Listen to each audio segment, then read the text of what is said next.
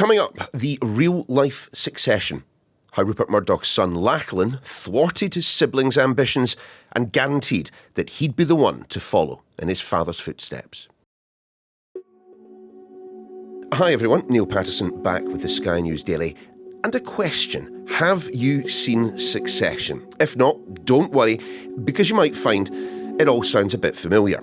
Over 4 series, the black comedy followed the patriarch of a global media empire as his children, particularly sons Kendall and Roman, battle to take over when he dies.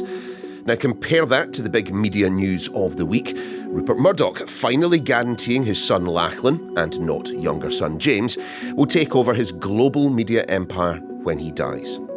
Lachlan is already chairman of News Corp and Nova Entertainment, executive chairman of Fox. The deal they've done simply ensures that he won't be ousted from those positions when his father passes away. But how did he do it? How bad did things get behind the scenes? And what do we know of the man Rupert Murdoch wants to follow him? Well, we'll be exploring the latter with Lachlan's biographer just a bit later. But we begin with our business correspondent, Paul Kelso. And what a business it is, Paul. I mean, just start there. Tell us exactly what is in this global media empire. Essentially, we're talking about 2 entities. Fox, which handles the family's broadcast interests, which are now largely in the, not solely, but largely in the United States. Fox News is the one everybody knows about. Used to have big entertainment holdings, 21st Century Fox, and the rest doesn't have those anymore, but it's Fox. And then it's News Corp, which handles the publishing holdings in the States, Wall Street Journal, New York Post, HarperCollins, the publishers in there. The one that many listeners will be most familiar with is the UK holdings, so the Times, the Sunday Times, and the Sun. But it is a enormous set of holdings. Put a figure on it. Back of the fag packet calculation, Paul. No. What amount of value are we talking? In revenue terms, we're talking $35 billion last year for Fox and News, market capitalisation in excess of 40. The profits don't always match that, but they are enormous holdings. And across Australia, the US, the UK, he doesn't just have largely profitable businesses with enormous reach. They have influence, massive influence, which he's always been happy to use. He certainly has. Why are people talking about this in terms of Shakespearean tragedy, Roman psychodrama, whatever you want to call it? I mean, if he wants to give his assets to one of his kids and not to all of them, why can't he? Because he put in place a family trust to handle the succession to prevent exactly that happening. I mean, the reason people are paying attention is because it is absolutely compelling. He's got a complicated family. This is a man with 6 children by 3 wives, but this story really is about 4 of them. Prudence, his eldest child from his first marriage, and then Lachlan, Elisabeth and James in order from his second marriage. And at a time when he presumably thought they would be his last children, he put in place a situation, a family trust to manage the family's ownership, the stakes in those various businesses that was split very simply. 4 shares with Rupert Murdoch, with him, and 1 each for the 4 children, all of which raised the question that if and when he eventually passes, you are left with a trust with 4 votes equally shared, 25% each. And that, as it turned out, was a recipe for a very, very messy succession. Explain why. You've got 4 kids, equal share to each of them. I mean, why wouldn't they be happy with that? The problem, again, is that Rupert Murdoch tried to stop it being simple, having prevented a situation where he could just hand the business holdings on to one of his children. He then tried to override that. It essentially splits a little between the sons and the daughters. Prudence has always perhaps been the eldest, has been the least involved in the business. Elisabeth Murdoch ran her own successful production company, married Matthew Freud, a marriage that ended, but had a prominent role in British television production.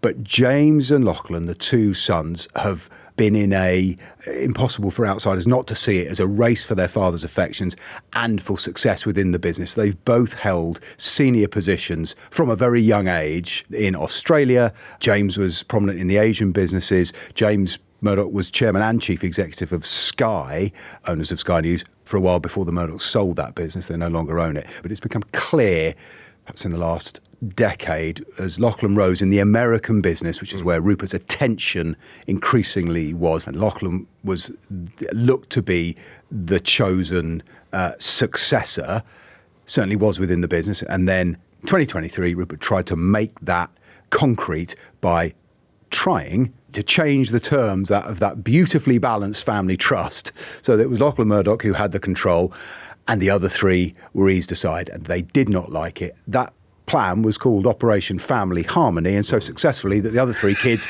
sued their father and their brother in a court case that was heard in Nevada. Sorry, just to be absolutely clear here, the chap who was trying to wrest control of his father's media organisation away from the rest of his family called it Operation Family Harmony.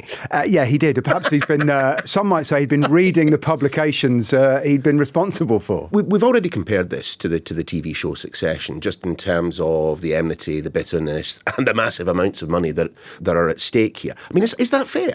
Yeah, it is, and it's the inspiration. I mean, it's pretty compelling, isn't it? It's not just the scale of the business, it's the prominence of the business and the influence it was. And what's always made Murdoch fascinating is that he has never been apologetic about using the influence and reach of his titles and his channels to shape the world as he'd like it to be. We saw that most notably in the UK, 70s and 80s. Backed Margaret Thatcher, helped the Conservatives rule for a very long time, and most recently, in the US, Fox's backing for Trump was pivotal. Lachlan has ultimately emerged victorious in all of this. But I probably shouldn't be crying the remaining three much of a river, should I? Yeah, the precise terms of the way in which they'll be reimbursed haven't been made public, but the estimate is they'll be getting about $1.1 billion. Thank you, Daddy. Each. Yeah, so what that gives the business is clarity. Gives Lachlan what I assume he believes is a victory. So am I to follow from your logic then that in his mind, rather than James, it's Lachlan that's the winner? In terms of what Rupert wants, absolutely. But if you're walking away as one of the siblings with more than $1 billion on top of, presumably there's company for that money in the bank accounts already, and you're ducking out of what is a fraught political climate and a very uncertain future, even for the size of those businesses. Look, they do very well, but the big question is what really happens when Rupert's guiding hand, and there's a question about how much he can guide anymore at 94, but when that is gone, because among his attributes, and people use lots of words, he had a genius for knowing the public mood, sometimes shaping it, sensing it, following it, and giving his audiences what they wanted. And that may not be a heritable trait. So while the leadership of this organisation is clear, its future success is far from guaranteed. Paul, thanks a lot. OK, so let's now try and find out a bit more about Lachlan himself. Paddy Manning is an investigative journalist for the ABC network in Australia. He's also the author of The Successor, The High-Stakes Life of Lachlan Murdoch. Paddy, were you at all surprised that it was Lachlan that eventually emerged victorious? I mean, as you reported in your book, at one time there was an assumption that when his father died, Lachlan would be sacked by his siblings. Look, I'm not surprised that Lachlan has emerged as the victor. I mean, the book was called The Successor, and that's for a reason, because it's been clear for many years now that Rupert has preferred Lachlan, has chosen Lachlan, and wants him to take over. All the way back to the phone hacking scandal that, fairly or unfairly tarnished the reputation of Lachlan's younger brother, James. So in a way, I'm not surprised. And I also did believe that a settlement was the most likely outcome of the litigation that we've seen over the past year play out in the probate division of the Nevada court. Rupert has made it clear since 1997 that he saw Lachlan as the first among equals of the Murdoch children, the three from his second wife who had entered the business. It's just a fact that Lachlan and Rupert are more closely aligned, both politically, but also in their interest in newspapers, which is, if you look back through the history of News Corporation, that is where the company comes from. And yet, Paddy, despite this air of expectation for decades now that Lachlan was going to be taken over and taking over, one of the biggest media groups in the world, there is a degree of enigma surrounding the guy. I think it's because he spent a good chunk of his time in Australia. And so, whereas in the UK, you've got a higher degree of awareness, obviously, of Rupert Murdoch, but also Liz, also James, who was, chief executive of B-Sky B and then News International based in the UK. But you have very little awareness of Lachlan over there. And I know that because nobody bought my book in the UK. Because there was like, who's Lachlan Murdoch? Who cares about him? Lachlan is much more private than his father. He does not, I think, aspire to be the same kind of political kingmaker that Rupert had been over his 70-year career. He's a different person. And yes, he does take some getting to know. And I've probably beat my head against that wall more than anyone. I think there are differences and there are also similarities with Rupert. What do we know of what he was like as a young man, both as a child and moving into his 20s? He, as a young man, was described as kind of the dutiful son. James, the younger brother, was more rebellious. They had an immensely privileged upbringing, living in Manhattan. But yeah, Lachlan is the only one of the Murdoch children that really has ever spent a considerable amount of time in Australia. He wanted to learn the ropes. He read a biography of his grandfather, Sir Keith, and decided that he did want to enter the family business. That's where Lachlan decided he wanted to start his career. Whereas his older sister, Liz, was straight into television and ran her own television stations in America, went off to work at Sky in the UK. James was interested in new media and never wanted to move to Australia.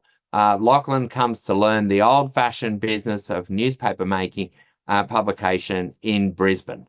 It's a kind of distinctive choice that he made. And presumably partly because it did endear him to his father, who was a newspaper man to his bones. But I wonder then what the state of the relationship has been like over the years with those siblings. There must be a degree of rivalry in a family like that. Well, I think particularly between Lachlan and his brother, James, there has been rivalry. Liz Murdoch, interestingly, decided it was easier to be a Murdoch outside the family business than inside it. And she has carved out a successful career in television on her own. Lachlan and James did jockey for position for 25 years. There was a period where in 2005, Lachlan did quit the Empire. He stayed on the News Corporation board, but he'd fallen out with his father. And it was only after the phone hacking scandal that Rupert really persuaded and cajoled him to come back and work for him at 21st Century Fox. It's something you cover in the book, Paddy, but what is your assessment of Lachlan the businessman? He has had some pretty big missteps over the years.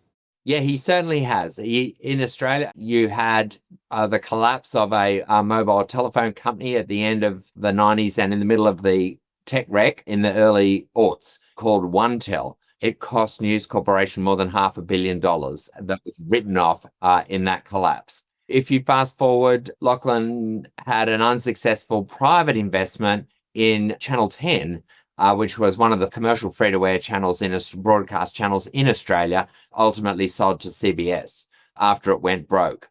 But Lachlan has had his share of wins as well. One of the early ones was he picked up for a song a controlling interest in a digital real estate company called realestate.com.au.